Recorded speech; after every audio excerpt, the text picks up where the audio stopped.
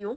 तो आपको याद होगा ये जो बॉलीवुड की जमात है और इनके जो सिलेक्टिव एजेंडा होते हैं, ये सिलेक्टिव एक्टिविस्ट है जो कि ट्विटर एक्टिविस्ट भी कहे जाते हैं, जो कैंडल गैंग है। ये गैंग एक पर्टिकुलर मुद्दे पर तो हमेशा आ जाती है, धरना दे देती है, इंडिया गेट पे चली जाएगी, गेटवे ऑफ इंडिया पे चली जाएगी, जंतर मंतर पे चली जाएगी।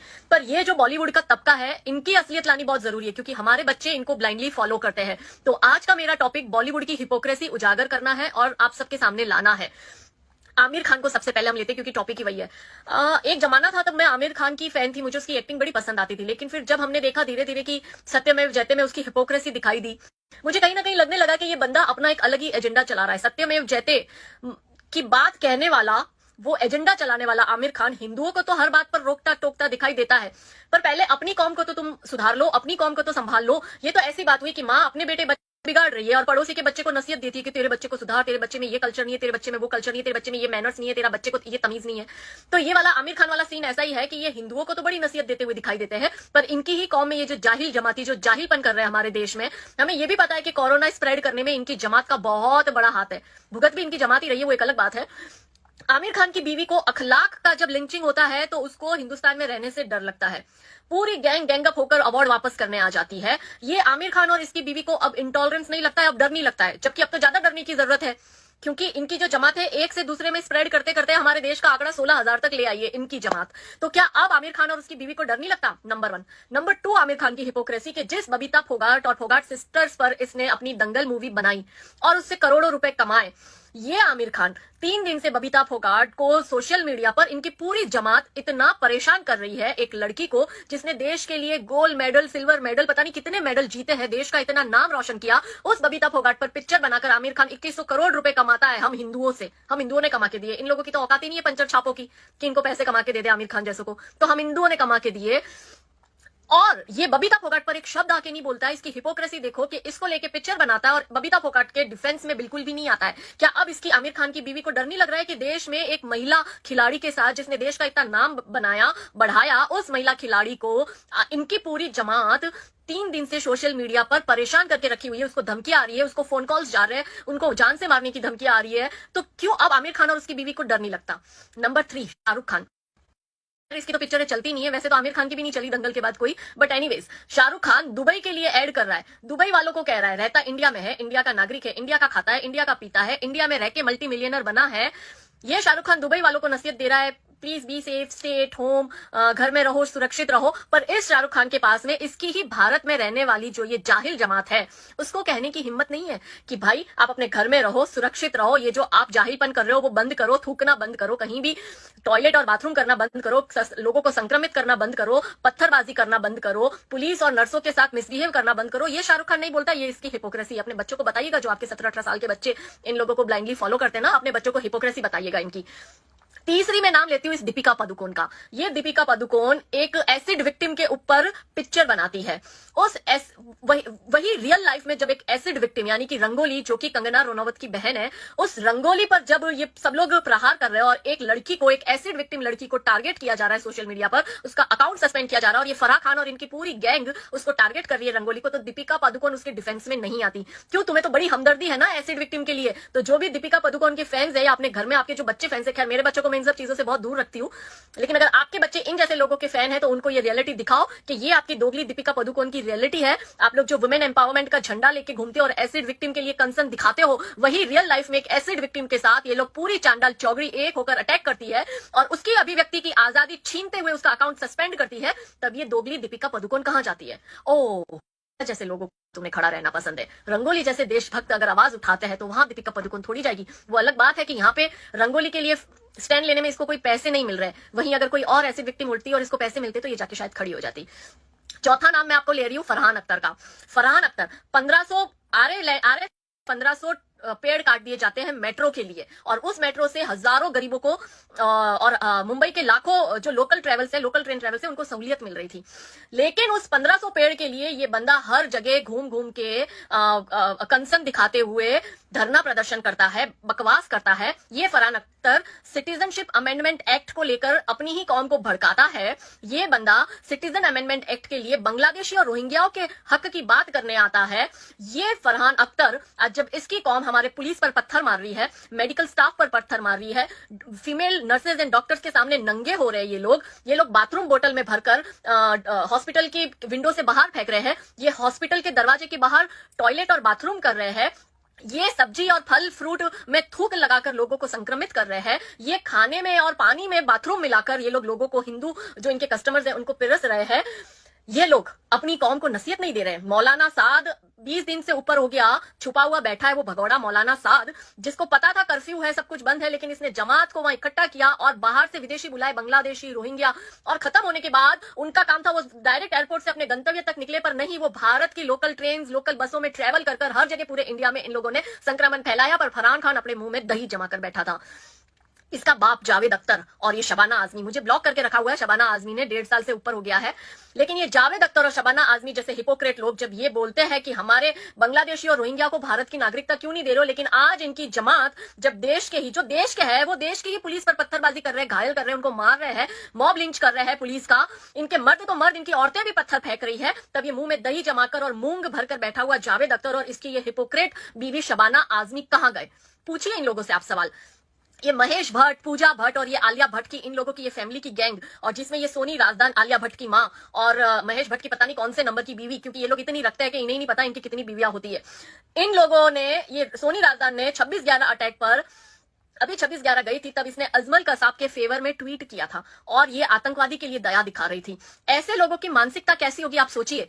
इन लोगों का जब तक आप लोग आर्थिक बहिष्कार नहीं करेंगे ना, लेट मी टेल यू, जब तक आप आर्थिक बहिष्कार नहीं करेंगे, इन लोगों की पिक्चरें देखना बंद करो, ये जिस चीज को एंडोर्स करते हैं, जो भी एडवर्टाइजमेंट में आते हैं, उसको खरीदना बंद करो, उसकी कंपनी को ट्वीट करो कि हम लोग बॉयकॉट करते हैं। अगर आप इन लोगों को एंडोर्स करेंगे तो हम वो चीजें नहीं खरीदेंगे। जब तक आप ये चीजें शुरू नहीं करेंगे ये नहीं होने वाला। मुझे इस वक्त 1700 लोग देख रहे हैं, मैं उनसे यही गुजारिश करूंगी कि प्लीज स्ट्रांग बन जाइए। मैं सेक्युलरवाद बहुत ज्यादा मानती हूँ और उसका मैंने बार बार प्रूव किया हुआ है, लेकिन सेक्युलरिज्म सिर्फ ये नहीं सिखाता कि आप एक समुदाय विशेष की हर एक गलत हरकतों पर पर्दा ढको और दूसरी मेजोरिटी को आप हर बात में टारगेट करो। नसरुद्दीन शाह, इसको डर लग रहा था हिंदुस्तान में, अब ये मुसलमान, इनके भाई जो पूरे हिंदुस्तान में कोरोना संक्रमण फैला रहे हैं, हर जगह घूम रहे हैं, मस्जिद में छुप रहे हैं जाके, अपने आप को ये लोग बाहर नहीं ला रहे हैं, ये संक्रमित, इतना ज्यादा संक्रमण इन्होंने फैला दिया। अब नसरुद्दीन शाह को और इसकी बेटी को और इसके बच्चों को डर नहीं लगता है? कुणाल कामरा, अनुराग कश्यप, अनुभव सिन्हा, ये नमूने ट्विटर पर आप लोगों को हर वक्त, ये लोग ट्विटर एक्टिविस्ट हैं, इनके पास कुछ काम धंधा है नहीं, ये बकवास करते हुए आपको दिखाई देंगे। इन लोगों की पिक्चरें तो चलती नहीं, अभी नेटफ्लिक्स पे सीरीजें बनाया करते हैं, मैं वो भी नहीं देखती हूँ इनकी। इन लोगों का जब तक आप बॉयकॉट कर इनको इनकी औकात और इनकी जगह नहीं बताओगे ना, ये सुधरने वाले नहीं। ये सब अभी मुंह में दही जमा के बैठे। एक ट्वीट करना तो छोड़ दो, इन्होंने एक शब्द भी नहीं लिखा तबलीगी जमातियों पे, बल्कि इन लोगों ने उल्टा बबीता फोकट को अटैक कर दिया, जबकि बबीता फोकट ने सिर्फ इतना ही लिखा था फोकट ने कि तबलीगी जमाती आज भी हमारे देश में नंबर 1 पर बने हुए हैं कोरोना फैलाने में, सिर्फ यही लिखा था। इसके बाद सोनम कपूर, ये सो कॉल सारी फेमिनिस्ट आ गई, अक्ल इनमें रत्ती भर की नहीं है, राई जितनी अक्ल नहीं है। ये सोनम कपूर, सोनाक्षी, तापसी, रिचा चड्डा, हुमा कुरैशी, श्रद्धा कपूर जैसी सारी सो कॉल्ड एक्टिविस्ट हाथ में तख्ती लेकर I am ashamed, I am Hindustani, #temple Asifa के वक्त आपको दिखती है, पर यही सारी सो कॉल्ड फेमिनिस्ट को अब शर्म नहीं आती है कि ये अब एक तख्ती लेके खड़ी हो जाए और #तबलीगी जमातियों का लिखकर आई एम अशेम्ड लिख दे? नहीं करेगी, क्योंकि ये वही चीज करती है जिसका इनको पैसा मिलता है। पैसे के लिए इतनी हद तक गिर सकती है जिसका आप अनुमान नहीं लगा सकते, पर क्योंकि यहाँ पे इनके एजेंडे सेट नहीं हो रहे और सऊदी से अब इनको पैसा इस चीज के लिए नहीं आ रहा है, इसलिए ये लोग बकवास नहीं करेगी। ये बकवास तब करती है जब इनको एजेंडा हिंदुओं के अगेंस्ट चलाना होता है, लेकिन नजर के सामने जब सब मुसलमान ऐसी चीजें, ऐसी हरकतें कर रहे हैं, कॉपरेट नहीं कर रहे हैं एडमिनिस्ट्रेशन को, पत्थरबाजी कर रहे हैं पुलिस पर, नर्सों पर, डॉक्टर जिसको हम भगवान कहते हैं उन पे, तब ये एक चीज बोलती हुई नहीं दिखाई देती। और अगर हम इनको इनकी औकात और इनकी असलियत दिखाते हैं ना, इनके पुराने ट्वीट्स का स्क्रीनशॉट भेज के, तो ये सडनली आके सती सावित्री बनेगी, हिंदू मुस्लिम मत करो, हम सेक्युलर है। मतलब ये जब बोलती है तो वो सेक्युलर है और हम जब जवाब देते तो हम कम्युनल हो जाते हैं। इनकी हिपोक्रेसी पर मतलब सल्यूट करना है, इतनी हिपोक्रेट से आप इनकी पिक्चरें देखना बंद करिए। इसके बाद में ये रणबीर कपूर, वरुण धवन और आयुष्मान खुराना जैसे छुटपुटिए ट्वीट करके निकल जाएंगे। ये भले इनके इसमें सम्मिलित नहीं होते, इनके पूरे एजेंडे में या तख्ती गैंग की पूरे कैंडल मार्च में या इनके आंदोलन में, पर ये लोग इनके फेवर में, इनको बैकअप फेवर देते हैं। रणबीर कपूर, आयुष्मान, हमारी लड़कियां तो है बेवकूफ, रणबीर कपूर ओ चॉकलेटी बॉय करके मूर्ख, लड़कियां हमारी इनके पीछे पागल हो जाती है। अच्छा, रणबीर कपूर इनको सपोर्ट कर रहा है, मतलब सही होगा। अच्छा, रणबीर कपूर दीपिका पादुकोण को कन्हैया के साथ खड़े रहने में सपोर्ट कर रहा है, oh then we should support them. तो फिर ये सारी राइट विंग गैंग गलत है और रणबीर कपूर और इनकी पूरी गैंग सही है। वरुण धवन है, श्रद्धा कपूर है, आयुष्मान खुराना जैसे लोग, ये सब इनके पीछे से इनको सपोर्ट करते हैं। आपको याद होगा अभी एक तख्त मूवी आएगी कुछ वक्त बाद, करण जौहर की मूवी है। हालांकि करण जौहर अपने आप को काफी सुधार लिया है उस बंदे ने, मुझे नहीं पता फ्रंट में वो अपने आप को सुधारा हुआ दिखता है, हालांकि मैं इन लोगों पे भरोसा नहीं करती, बट फिर भी करण जौहर ने अपने आप को उरी अटैक के बाद में अपने आप को थोड़ा सा चेंज किया है, वॉट एवर। उसकी तख्त मूवी का जो राइटर है हुसैन हैदरी, वो 11 बार लिखता है, 11 बार, Hindu terrorist, Hindu terrorist, Hindu terrorist, Hindu terrorist, ऐसा वो 11 बार लिखता है। इन लोगों का बहिष्कार करो। अब ये हुसैन हैदरी अपनी कौम को समझाते हुए नहीं दिखाई दे रहा। सो अब मुझे अंत में सिर्फ इन लोगों से कुछ सवाल करना है। इन सारे बॉलीवुड के तथाकथित बुद्धिजीवी, ये सारी अवार्ड वापसी गैंग, ये सारी तख्ती गैंग, ये सारी so called high profile celebrity जो एक पटाखा फूटने पर अपने कुत्तों के रोने की और उनके लिए कंसर्न दिखाने की बात करने वाले लोगों को अब इंसानियत कहां गई है, या अब इनको हमारे पुलिस, हमारे डॉक्टर, हमारे नर्सेज के ह्यूमन राइट्स की क्यों नहीं पड़ी? मेरा वो सवाल अब उनसे शुरू होता है। और मैं उम्मीद करती हूँ मेरे को आधे दर्जन से ज्यादा जो मैंने नाम लिए उसमें लगभग मुझे सब ब्लॉक करके बैठे हुए हैं, जिसमें ये सब ह्यूमा कुरैशी टाइप और ये सारे लोग हैं जिन्होंने मुझे ब्लॉक करा हुआ है, शबाना आजमी वगैरह ने। तो मेरा ये पैगाम उन तक जरूर पहुंचा दीजिएगा। और मुझे इस वक्त 2600 लोग देख रहे हैं, मेरे लिए बहुत अच्छी बात है कि रात के 10:15 बजे मुझे 2600 लोग लाइव में ज्वाइन करे हैं। तो मेरा अंत में कुछ सवाल है इन तबलीग की जमातियों से। और इस बीच में मतलब एक घटना ऐसी हुई है जो मैं इस टॉपिक पर कल बात करूंगी, और वो घटना है कि हमारे संतों पर जो हमला हुआ है पालघर में, और उन संतों की जो मॉब लिंच हुई है। अगर इन संतों की जगह अखलाक या जुनैद होता ना, तो मुझे लगता है कि ये लॉकडाउन को भी तोड़कर जंतर मंतर या इंडिया गेट पर या गेटवे ऑफ इंडिया पर जाकर हजारों की संख्या में भीड़ इकट्ठी कर ये तथाकथित सेलिब्रिटी इकट्ठे हो जाते, पर क्योंकि हिंदू संत है इसलिए भूल जाओ। एनीवेज, मेरे इन मुसलमानों से कुछ सवाल है, उन मुसलमानों से जो इनको सपोर्ट करते हैं ऐसी गलत हरकतों को, उनको सवाल है, और उन मुसलमानों को भी सवाल है जो इनकी गलत हरकत पर मौन धारे बैठे। क्योंकि अगर आप चुप हो तो आप भी उतने ही दोषी हो जितने की दोषी वो पत्थरबाज मुस्लिम है जो हमारी आर्मी पर, जो हमारी पुलिस पर, जो हमारे डॉक्टर और नर्सों पर पत्थर फेंकते और अश्लील हरकत करते हैं। प्रॉब्लम क्या है आप लोगों की? कौन सिखाता है आपको डॉक्टर और नर्सों के सामने नंगे होना और अश्लील हरकत करना? Question mark. कौन सिखाता है आप लोगों को खुले में मलमूत्र करना और गंदगी फैलाना, बोतल में यूरिन भरकर वो जो विंडो है हॉस्पिटल की वहां से बाहर फेंकना? Question mark. कौन सिखाता है आप लोगों को नर्स और डॉक्टर और पुलिस के ऊपर थूकना? कौन सिखाता है आप लोगों को फल और सब्जियों पर थूककर संक्रमण को बढ़ाना? कौन सिखाता है आप लोगों को करेंसी नोट्स में थूककर नोट्स को हर जगह फेंकना ताकि संक्रमण ज्यादा से ज्यादा बढ़े? कौन सिखाता है आपको एम्बुलेंस पर, पुलिस पर, मेडिकल स्टाफ पर, डॉक्टर्स पर पत्थर फेंकना? कौन सिखाता है आप लोगों को क्वारंटीन में से भागकर जाना, या आप कोरोना पॉजिटिव आ जाते हो तो हॉस्पिटल में से भाग के जाना? जैसे आज मध्य प्रदेश में एक मुस्लिम लड़का हॉस्पिटल में से वो पुलिस ने उसको अरेस्ट किया था, उसने पत्थरबाजी करी थी और वो उसको पॉजिटिव था कोरोना, और उसको हॉस्पिटल लेके गए, वहां से वो बंदा भाग गया।